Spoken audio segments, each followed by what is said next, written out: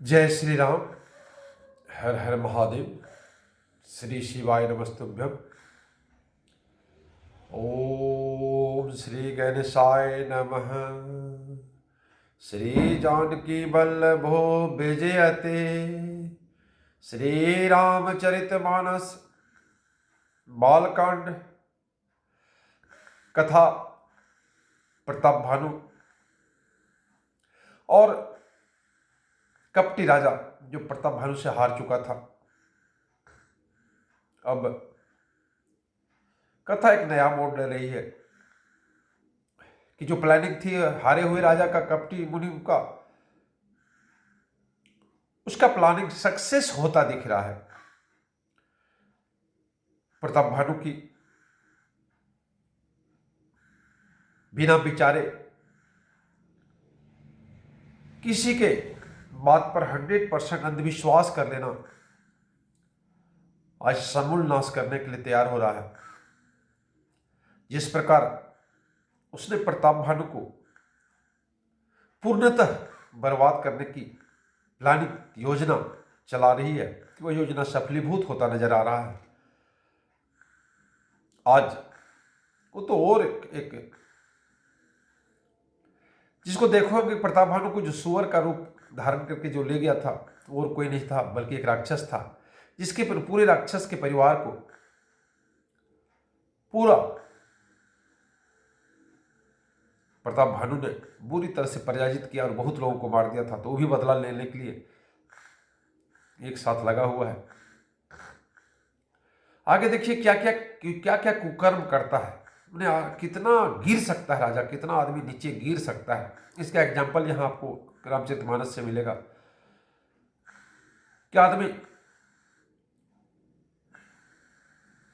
इतना भी गिर जाएगा, इतना नीचे उतर जाएगा, ये कल्पनातीत है। लेकिन देखेंगे आप,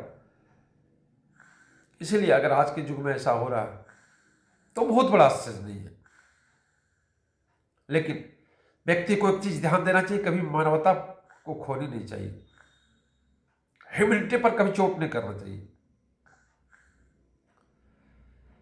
तो हम लोग देर नहीं करते हुए देखेंगे। देखिए, रिपु तेजसी अकेल अपी लघु करि गण्यो न ताहु अजहु देत दुख रवि ससिहि सिर अवसे सितिराहु। रिपु तेजसी अकेला पी लघु करि गण्यो न ताहु, बोलता तेजस्वी शत्रु अकेला भी हो तो भी उसे छोटा नहीं समझना चाहिए। ऐसे शत्रु को छोटा कभी नहीं समझना चाहिए, हम लोग जानते हैं।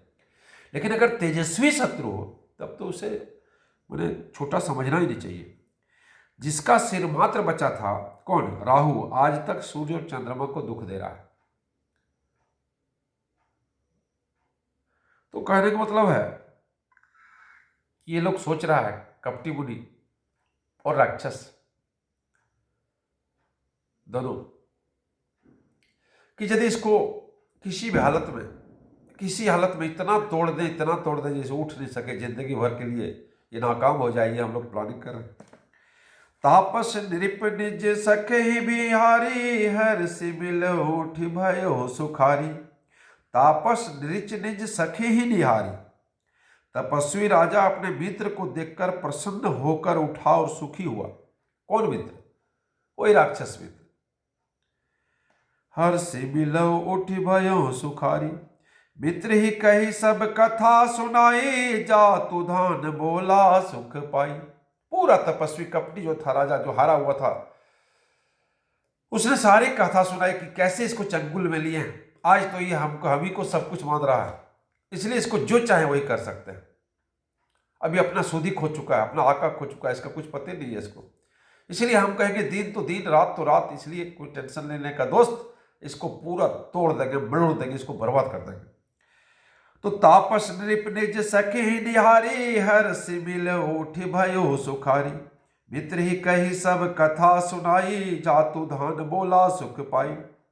तो तपस्वी राजा ने सब कुछ कहानी बताया और जातुधान और राक्षस सुन के इतना गदगद हो गया, क्योंकि दुश्मन का, अगर मेरा भी दुश्मन बराबर हो, आपका भी दुश्मन हो, तो हम लोग दोस्ती करने में कोई दिक्कत नहीं है। अब साधे हो रिपु सुनहु नरेसा, जो तुम किन्हीं मोर उपदेशा। परिहरि सोच रहा हूं तुम सोई, बिनु औषध बिहावहि विधि कोई। बिनु औषध विवाधि विधि कोई। अब साधे हो रिपु सुनहु नरेसा, जो तुम किन्हीं मोर उपदेशा। परिहरि सोच रहा हूं तुम भो सोई, बिनु औषध बिहादि विधि खोई। बोला बिना औषधि का ही जो है रोगी जो है इलाज शुरू हो गया है। हे राजन सुनो, जब तुमने मेरे कहने के अनुसार इतना काम कर लिया है, क्योंकि दोनों एक दूसरे से मिले हुए अंदर से। क्या कहता राक्षस, हे राजन सुनो, जब तुमने मेरे कहने पर इतना काम कर लिया है तो अब मैंने शत्रु को काबू कर लिया है। समझो, तुम अब चिंता त्याग सो। विधाता ने बिना ही दवा के रोग दूर कर दिया। विधाता ने बिना दवा के ही रोग को दूर कर दिया, इसलिए शत्रु को एकदम कोई दिक्कत नहीं, इसको संहार कर सकते हैं। कुल समय तेरी पुमूल बहाई, चौथे दिवस मिलब में आई। तापस नृप ही बहुत पर तोसी, चला महाकपटी अधिरोसी। कुल समय तेरी पुमूल बहाई, चौथे दिवस मिलब में आई। तापस नृप ही बहुत पर दोषी, चला महाकपटी अतिरोसी। कुल सहित शत्रु को जड़ मूल से उखाड़ बहाकर चौथे दिन मैं तुमसे आ मिलूंगा। इस प्रकार तपस्वी राजा को खूब दिलासा देकर वह महामायावी और अत्यंत क्रोधी राक्षस चला। उसको सांत्वना दिया कपटी को कि चिंता मत कीजिए, आपने जो हमको अमूल्य रिद्धि दी है ना, इसको हम पूरा, वो क्या बोलता है, कुल समेत रिपु मूल बहाई। कुल सहित शत्रु को जड़ मूल से उखाड़ बहाकर फेंक दूंगा और चौथे दिन में तुमसे आकर मिलूंगा। तपस्वी राजा को खूब दिलासा देकर वह महामायावी और अत्यंत क्रोधी राक्षस चला। भानु प्रताप ही बाजी समेता, पहुंचाए सी छन माज निकेता। नृपि नारी पही शयन कराई, हाय गृह बांधे सी बाजी बनाई। भानु प्रताप के घोड़े को ही वो अपनी माया से, क्योंकि राक्षस लोग जानते हैं कि माया भी होते हैं, भानु प्रताप बाजी समेता, भानु प्रताप को घोड़ा के समेत पहुंचाए सी छन माच निमे, थोड़ा देर में ही उसका घर पहुंचा दिया। किसका? राजा भानु प्रताप को, चक्रवर्ती सम्राट को अपने घर पहुंचा दिया। नृप ही नारी पही शयन कराई, और राजा को रानी के पास सुलाकर हाय गृह बांधे सी बाजी बनाई, और घोड़े को जो है अस्तबल में घुड़सवारी जहां रहता है वहां घुड़साल में बांध दिया। राजा के उपरोहित ही हरि ले गयो बहोरी, ले राखे सी गिरी खो महु माया करी मती भोरी। अब देखिए, चूंकि प्लानिंग क्या थी कि आप अपने जो पुरोहित है, कुल पुरोहित, उसको बुलाइएगा और सारा हम लोग जो भोजन है, ब्राह्मण भोजन का जो प्लानिंग करेंगे, सारा चीज करेंगे। तो क्या किया, इसका ब्राह्मण को ही मैंने हर के ले गया। राजा के उपरोहित ही हरि ले गए हूँ बहोरी, ले राखे सी गिरी खो बहु माया करे मति भोरी। उसका बुद्धि को भ्रष्ट करके, भ्रम में डाल के उस पुरोहित को, राजा के पुरोहित को ले गया और गुफा में लाके छुपा दिया। आपु बिरची पुरोहित रूपा, पर हो जाय ते ही सेज सपुनुपा। जागे नृप अन भय बिहाना, देखी भवन अति अचरो जमाना। आश्चर्य होना स्वाभाविक है। राजा कहाँ जंगल में था, कपटी के पास, वहां तड़ा तड़ा का षड्यंत्र की बातें हो रहा था। राजा देख रहे हैं भवन में आ गए, तो आश्चर्य हो गए। आप बिरची पुरोहित रूपा, उसने क्या किया, उस राक्षस ने इसके पुरोहित का रूप धारण कर लिया। उस पुरोहित को अपना गुफा में छुपा दिया और राजा के पुरोहित का रूप कौन कर लिया, राक्षस। पर जायते ही सेज अनुपा, वह आप पुरोहित का रूप बनाकर उसकी सुंदर सेज पर जा लेटा। जागे नृप अन भय बिहाना, देखी भवन अति आचर जमाना। जैसे मैंने पूरा सुबह हुआ ही नहीं था, सुबह होने के पहले ही जागे नृप अन भय बिहाना, अन भय मैंने हुआ नहीं था बिहान, सुबह होने के पहले राजा जग गया। देखी भवन अति आचर जमाना, और आश्चर्य करने लगा, भवन में ठीक ही बोला था वो कपटी कि आपको एकदम हम ले जाएंगे। सुनी महिमा मन महो अनुमानी, उठे हो गए जेहि जान रानी। मुनि महिमा मन महो अनुमानी, बोला ये तो महिमा भैया वो उसी मुनि का है, कपटी राजा का, मुनि का। यही दिमाग में राजा का अभी तक भ्रम मिटा नहीं है। उठे हो गए से जय जान रानी, बिना रानी को जनाए सीधा चला गया उसी के पास। कानन गयो बाज चढ़ते ही, पूर नर नारी न जानहु के। कानन गयो बाज चढ़ते ही, और जंगल चला गया, उसी घोड़े पर चढ़कर वन चला गया जहां वो कपटी तपस्या कर रहा था, रह रहा था। तपस्या क्या करेगा वो? पूर नर नारी जानहु कहीं, ने पत्नी को जनाया न शहर के किसी नर नारी को।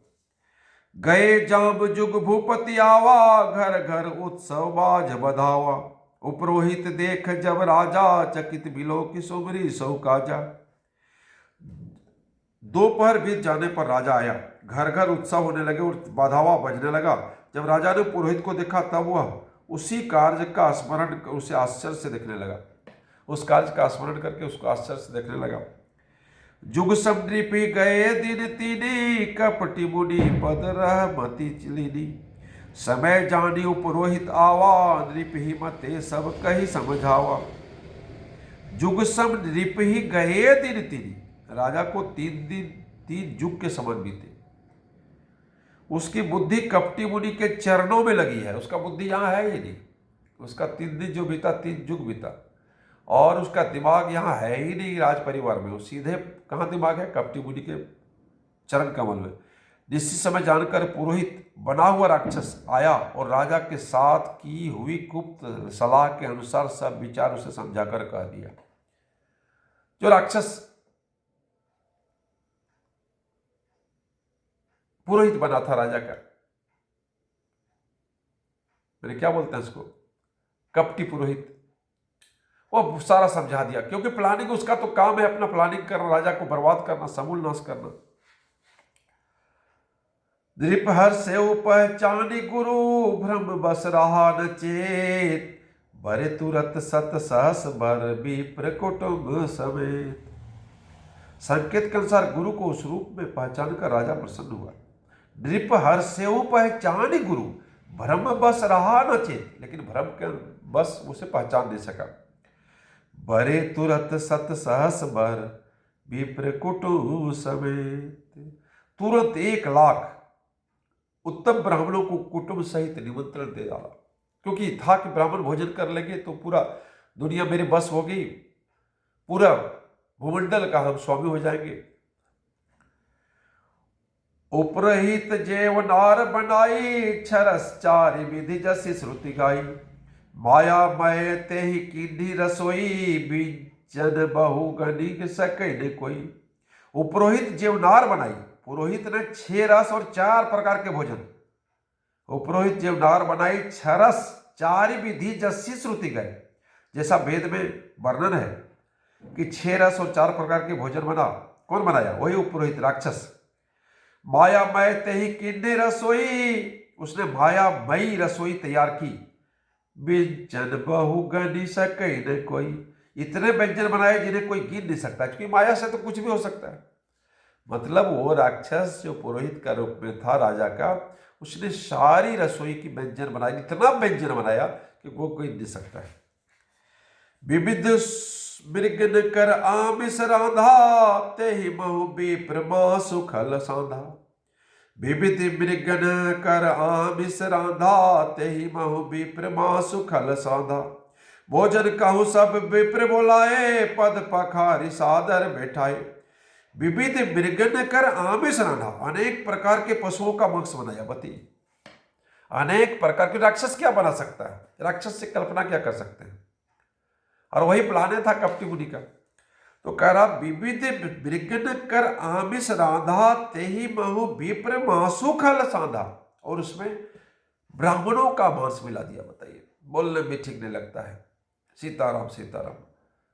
तो विभिन्न जानवरों का मांस बनाया और उसमें ब्राह्मण का मांस मिला दिया। भोजन कहूँ सब विप्र बोलाए, पद पखारी सादर बैठाए। सब ब्राह्मणों को भोजन के लिए बुलाया और सबका चरण पखार के सबको बैठाया, जैसे सम्मान राज परिवार में दिया जाता है। पुरुष परुषन जभी लाग मही पाला, भे आकाश बानी तही काला। परुषन जभी लाग मही पाला, जब राजा परोसना शुरू किए भोजन को, भे आकाशवाणी तही काला, उसी समय आकाशवाणी हुआ। क्या आकाशवाणी हुआ?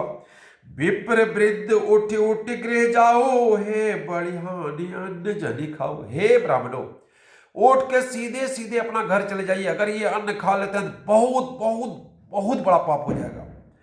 मैंने क्या बोल रहे हैं देखिए, परुषन जब ही लाग मही पाला, भे आकाशवाणी तही काला। क्या आकाशवाणी हुआ? विप्र वृद्ध उठ उठ गृह जाऊं, हे बड़ी हानि अन्न जनि खाऊं। जो ही राजा परोसने लगा उसी काल आकाशवाणी हुई। कौन? कालकेतु कृत आकाशवाणी। देखिए, जो कालकेतु राक्षस था, कालकेतु कृत आकाशवाणी हुई। ये स्वर्ग की आकाशवाणी नहीं हुई, ये देवताओं की आकाशवाणी नहीं हुई, ये सप्तऋषि का आकाशवाणी नहीं हुई, बल्कि किसी की आकाशवाणी हुई? काम केतु कृत आकाशवाणी, यानी काम केतु की सर्व रचना उसने आकाशवाणी किया, काम केतु ने। परुषन जब ही लाग मही पाला, भे आकाशवाणी तही काला। विप्र वृद्ध उठे उठे गृह जाहु, हे बड़ी हानि अन्न जनि खाओ। मत खाओ, बहुत बड़ी हानि हो जाए। भायो रसोई भूसुर मासु, शब्द जूठे मानी विश्वासु। भूप विकल मति माही भोलानी, भावी बस न आओ मुख बानी। रसोई में ब्राह्मणों का मांस बना है, आकाशवाणी हुआ, ब्राह्मणों अभी कभी नहीं खाएंगे आप लोग। सभी पंक्ति से सबको सूचित किया जाता है, सभी ब्राह्मणों बंधुओं को, सभी ब्राह्मणों को सूचित किया जाता है कि सादर निवेदन है आप लोग से कि आप लोग ये कभी भोजन नहीं करेंगे, इसमें ब्राह्मणों का मांस मिला हुआ है, क्या खाएंगे आप? भाव बस न आओ मुख बानी, भूप विकल मति मोह भुलानी। राजा व्याकुल हो गया, उसकी बुद्धि मोह में भूली हुई थी। होनहार बस उसके मुंह से कुछ नहीं निकले। क्या निकलेगा बताइए? जो राजा ब्राह्मणों के प्रतिदिन 1 लाख ब्राह्मणों का भोजन का प्लानिंग किया हुआ है, हर दिन 1 साल तक प्रतिदिन 1 लाख ब्राह्मणों को भोजन करना है। उस भोजन में अगर यदि ब्राह्मण का मैंने क्या बोले मांस हो तो उसका क्या हाल होगा? छत्र बंधु ते विप्र बोलाई, घाल लिए सहित समुदाय। ईश्वर राखा धर्म हमारा, जैसे ते समेत परिवारा। बोलता आज हम लोग सब परिवार समाप्त हो जाते, भगवान ने हमारी लाज रख ली। आकाशवाणी अगर नहीं हुई होती, क्योंकि ब्राह्मणों को भी नहीं पता है कि ये राक्षस आकाशवाणी कर रहा है, ये मिथ्या आकाशवाणी है, ये आकाशवाणी है ही नहीं, ये ब्राह्मणों को समझ में नहीं आ रहा है। अब देखिए आगे क्या होता है। संबद मध्य नाश तब हो, जलदाता न रही कुल को। संबद मध्य नाश तब हो, 1 वर्ष के भीतर तेरा नाश हो जाए। संबद मध्य नाश तब हो, 1 वर्ष के भीतर। भानु प्रताप कोई आशीर्वाद बने क्या बोलते हैं, क्या बोले, श्राप मिला ब्राह्मणों द्वारा। संबत मध्य नाश तब हो, जलदाता न रही कुल को। नहीं श्राप देता, 1 साल के मध्य, 1 साल के भीतर तेरा नाश हो जाए और तेरे कुल में कोई पानी देने वाला नहीं रहे, मैंने समूल कुल सहित नाश हो जाए। ये श्राप दे दिया ब्राह्मणों ने। दृप सुनि श्राप विकल अति त्रासा, भे बहुरी बर गिरा आकाशा। साप सुनकर राजा भय के मारे अत्यंत व्याकुल हो गया। फिर सुंदर आकाशवाणी हुई। देखिए अब सही आकाशवाणी हुई, सुंदर आकाशवाणी। क्या हुआ? विप्र श्राप विचारी न दीना, हे ब्राह्मणों आपने बिना विचारे श्राप दे दिया। नहीं अपराध भूप कछुकिना, राजा ने कोई अपराध नहीं किया। आकाशवाणी हुई, हे ब्राह्मणों आपने जो श्राप दिया राजा को, ये बेकार श्राप दे दिया, आपने बिना विचारे श्राप दे दिया। आपने कभी सोचा नहीं कि ऐसे चक्रवर्ती राजा कभी ऐसा कर ही नहीं सकता, इसका मतलब कोई षड्यंत्र जरूर है, लेकिन आप लोगों ने बिना विचार किए सीधे श्राप दे दिया। विप्र श्राप विचारे न दीना, नहीं अपराध भूप कछुकिना। चकित विप्र सब सुनी न भवानी, भूप गयो जह भोजन खानी। क्या कहेंगे ब्राह्मण लोग भी आश्चर्य। चकित विप्र सब सुनी न भवानी, जब नववाणी सुनी, आकाशवाणी सुनी, सारे ब्राह्मण चकित हो गए। भूप गयो जह भोजन खानी, जहां भोजन बना था वहां चला गया। कौन? राजा। तहन असन नहीं विप्र सुआरा, फिर हो राहु मन सोच अपारा। सब प्रसंग मही सुरन बन सुनाई, त्रसित पर अवनी अकुलाई। राजा गया रसोई घर जहां मांस बना था, देखा कहीं नहीं। तहना असन नहीं विप्र सुवारा, न तो वहां भोजन था न रसोईया ब्राह्मण ही था, वो कालकेतु राक्षस। फिर हुराव मन सो चपारा, तब राजा मन में अपार चिंता करता हुआ लौटा।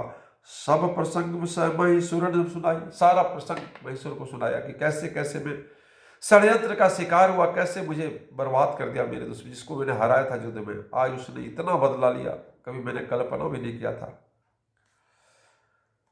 त्रसित बरे अवनीय कुलाई, भयभीत और व्याकुल होकर वह पृथ्वी पर गिर पड़ा, अवनी पर गिर पड़ा। भूपति भावी मिटे ही नहीं, यद्यपि न दूषण तोर, किए अन्यथा होए नहीं विप्र श्राप अति घोर। भूपति भावी मिटे ही नहीं, यद्यपि न दूषण तोर। बोला हे राजा, भूपति भावी मिटे ही नहीं, जो होनी होता है ना, जो होनहार होता है, उसको कभी मिटता नहीं राजा जी।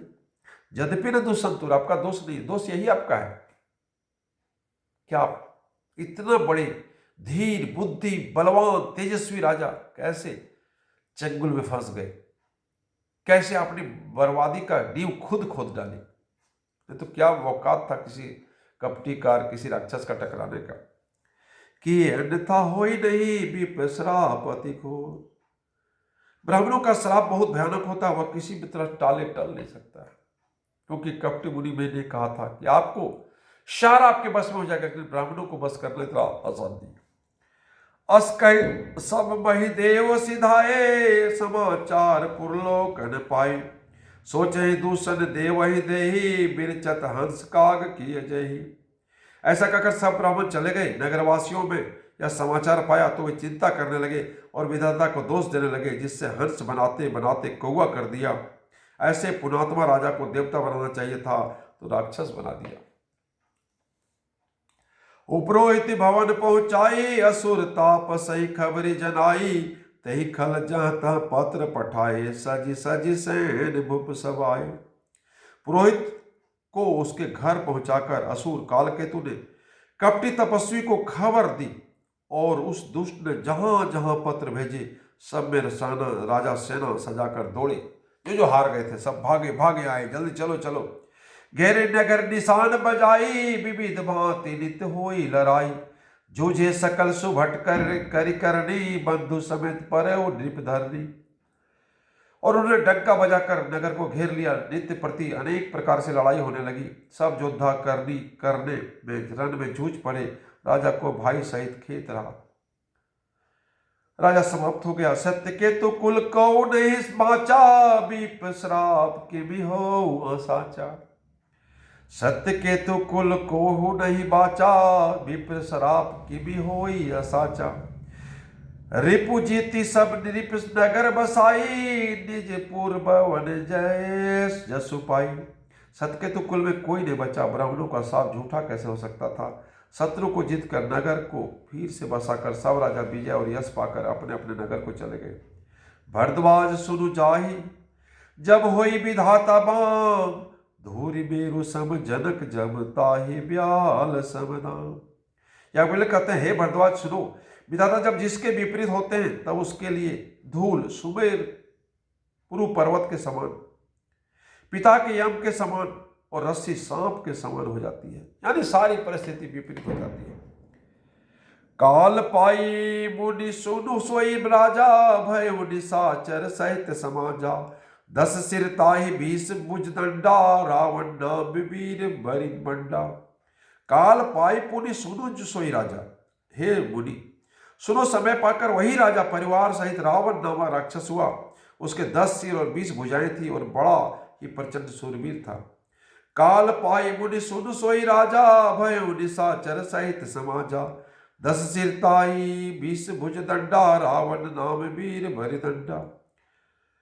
भूप अनुज अरिमर्दन नामा, भय सुकुंभ करण बलनामा। जो अरिमर्दन था उसका भाई भयंकर बलवान था, वो क्या हो गया, कुंभकर्ण हो गया।